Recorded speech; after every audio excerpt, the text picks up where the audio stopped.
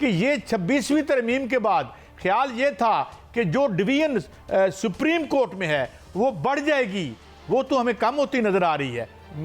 मुझे गलत और उल्टा तो नहीं नजर आ रहा जनाब राना साहब?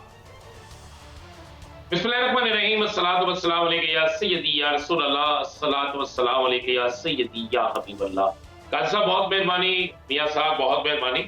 बात यह है काजी साहब, अगर ये बुशरा बीबी की रिहाई डील का नतीजा है तो क्या वो जो कांग्रेस के कुछ लोगों ने खत लिखा है और जो मुतालबा किया है अमेरिकी सदर से, वो भी इस डील का हिस्सा है?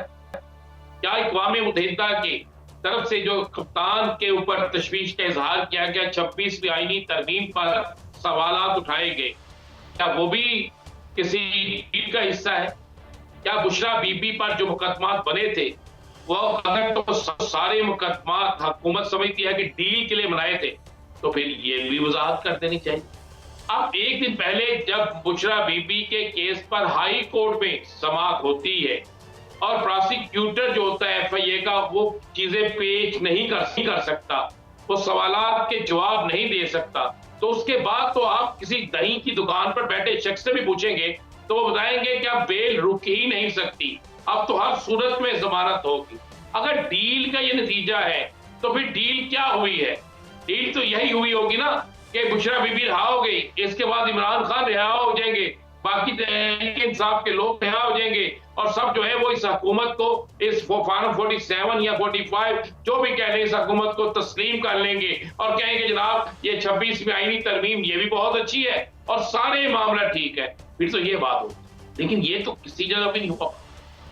बुशरा बीबी की रिहाई के बाद अगर ये डील होती तो बुशरा बीबी को पेशावर की तरफ जाने का इशारा ना किया जाता। अगर ये डील होती तो बुशरा बीबी फौरी तौर पर बनी गाला से निकलती ना, फिर वो बनी गाला में रहती, उनके लिए महफूज तरीन जगह, उनके लिए बेहतरीन जगह बनी गाला थी।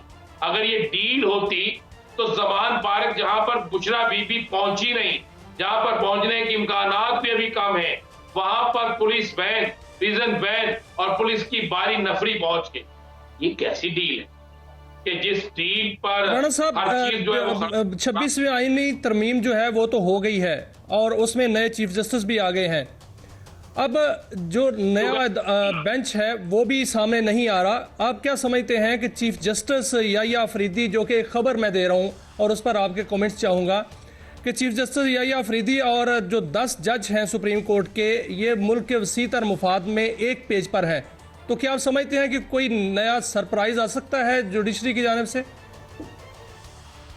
देखिए, बिल्कुल नया सरप्राइज आ सकता है। एक बात तो ये आपने दुरुस्त कही कि सब एक पेज पे हैं, लेकिन नया सरप्राइज अब जो आने वाला है ना, जो आ रहा है, वो नया सरप्राइज ये है कि जनाब कौन से केसेस पे फड्डा पड़ना है। असल जो फड्डा पड़ने वाला है वो फड्डा ये है कि कौन से ऐसे केसेस हैं जो आईनी अदालत में जाने हैं, कौन से ऐसे केसेस हैं जो वहीं पे रहने हैं, इख्तियार किसके पास ज्यादा होगा, इख्तियार किसके पास कम होगा, कितने केसेस ऐसे होंगे जो दूसरा बेंच अपनी तरफ खींचने की कोशिश करेगा, इस पर फटा पड़ने वाला है। इसलिए वो तमाम जजेस जो मंसूर अली शाह साहब के साथ थे, वो सारे जजेस उसी जगह स्टैंड कर रहे हैं और मंसूर अली शाह साहब जो है वो बिल्कुल स्टैंड कर रहे हैं याह्या अफरीदी साहब के साथ। ये एक बहुत बड़ी प्लानिंग इन्होंने नाकाम की है। आप एक बात से निश्चिंत कर लें कि प्लानिंग तो ये थी, अफवाहें तो ये थी और बाकायदा मुख्तलिफ टीवी चैनल पर टिक्कर बेच कर नहीं चलवाए गए।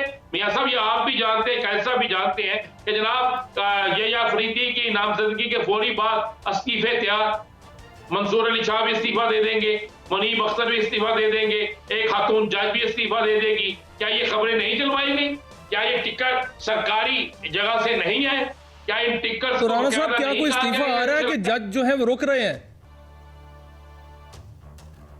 नहीं जी, कोई इस्तीफा नहीं आ रहा, बल्कि इस्तीफे आ रहे हैं और उन लोगों के जिन्होंने तरमीम करके गलती की। अच्छा राणा साहब, तो सर अगर हामिद खान ग्रुप जीत जाता है सुप्रीम कोर्ट बार के इलेक्शन, तो फिर आपको कोई बड़ी तहरीक नजर आ रही है और वकला जो हैं वो भी पीछे खड़े हुए नजर आ रहे हैं जुडिशरी के?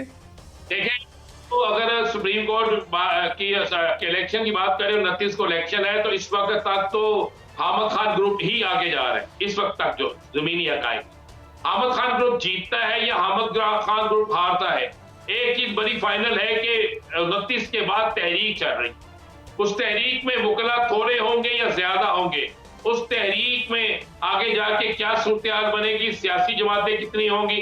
कल आपने आसिफ खान साहब की प्रेस कॉन्फ्रेंस भी सुन ली, आज आपने बनी गाला का उसके अडियाला जेल के बाहर भी चीजें सुन ली, और आज जो एक अहम इजलास KPK में हुआ है आपको उसकी भी इतला आ गई है, और बहुत सी चीजें जो है खुलकर सामने आना शुरू हो गई हैं। और आज मौलाना फजलुर रहमान के जो सबसे करीब तरीन उनके तर्जमान असलम गौरी, उनका भी आपने आज बयान सुन लिया जिसमें उन्होंने कहा कि हमें तो मंसूर अली शाह के हवाले से कहा गया था, लेकिन अब तो ये किसी और को बना के हमें तो ये कहा गया था कि मंसूर अली शाह बनेंगे। तो ये सारी चीजें अगर आप जोड़ें तो आपको नजर आ रहा है कि नवंबर के महीने में सर्दी तो होगी लेकिन शदीद तरीन गर्मी भी होगी सियासत के अंदर।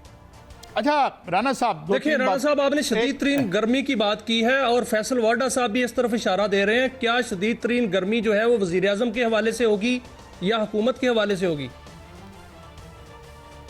देखिए मेरे पास जो, मैं फैसल वाडा तो नहीं हूँ, फैसल वाडा साहब की बातें तो बड़ी बातें होती हैं जी, मैं तो नहीं करता, लेकिन मैं एक आपको बात, किसी जगह एक मीटिंग जरूर हुई, इस मीटिंग में डिसाइड किया गया है कि जब वोट भी हमने पूरे करने हैं, जब सारी गेम भी हमने बनानी है, जब रूठे हुओं को मनाना भी हमने है, और उस दौरान में मुस्लिम लीग नून सिर्फ मजा लेती रही, सिर्फ मजाक करती रही, सिर्फ इंजॉय करती रही, और हमारी होने वाली बदनामी में अपना हिस्सा डालती रही, तो फिर वहां पे ये भी फैसला हुआ है कि कुछ तब्दीली होनी चाहिए, और उस तब्दीली के तो इसी तनाजुर में अगर देखा जाए तो राणा साहब, क्या पंजाब हुकूमत का मुस्तकबिल कैसा नजर आ रहा है आपको? जब गाड़ी का इंजन गिरता है ना, पीछे जितनी बोगियां होती है सारी गिरती है। ये हो नहीं सकता कि आप कहें कि वफाक नहीं है तो पंजाब है, ऐसा हो नहीं सकता। अच्छा राना साहब, ये 2-3 और भी फैक्टर्स आए हैं। ये जो एक तो जाहिर है, आई डोंट नो इतनी बड़ी लॉबिंग कैसे कर लेते हैं ये, कि वो फिर से कांग्रेसमैन जो है उनकी तरफ से आया, यूनाइटेड नेशन का एक कोई था पर्सनल, उसकी तरफ से भी आया कि जी ये जो बाइडन को ख़त भी लिखा गया। तो जाहिर है ये हम तो कहेंगे ना कि कुछ लोग तो ये भी कहेंगे कि हमारे मुल्क के अंदरूनी मामलात में ये मुदाखलत है। और दूसरी बात ये कि PTI वाले ये क्यों कह रहे हैं कि मोहतरम काजी फायज़ ईसा साहब के तशरीफ़ ले जाने के बाद हमारे लिए शायद अच्छी खबरें हों, ये उम्मीदें फिर लगा लेते हैं। पहले भी यही कहते थे, आपको क्या लगता है?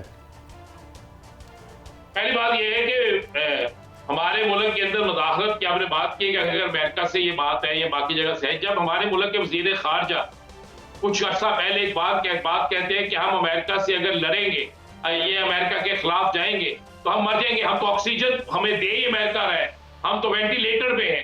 तो क्या वो मुदाखलत नहीं थी? क्या वो खुद तस्लीम नहीं किया गया था? और जब शहबाज शरीफ साहब यही बात कहते हैं कि हम किस तरीके से उनके साथ कर सकते हैं ऐसा, हमें तो सब कुछ वहीं से मिलता है, तो फिर उस वक्त क्या था? कोई नहीं जी, किसको नहीं पता हम काजी साहब क्यों दीवाने का ख्वाब देखते हैं, किसको नहीं पता कि हम किस किस मुल्क के मुख्ताज हैं, किसको नहीं पता कि IMF से हमें कर्जा मंजूर करवाने के लिए किस मुल्क पे जाकर उसके तल्ले मिन्नतें करना पड़ती हैं और उससे सिफारिश करवाना पड़ती है और उससे कुछ कमिटमेंट करनी पड़ती है। हमें क्या नहीं पता कि कौन सा वजीर किसके कहने पर कहां से लगाया जाता है। तो ये कोई बात नहीं, इमरान खान की लॉबी मजबूत है, मानना चाहिए।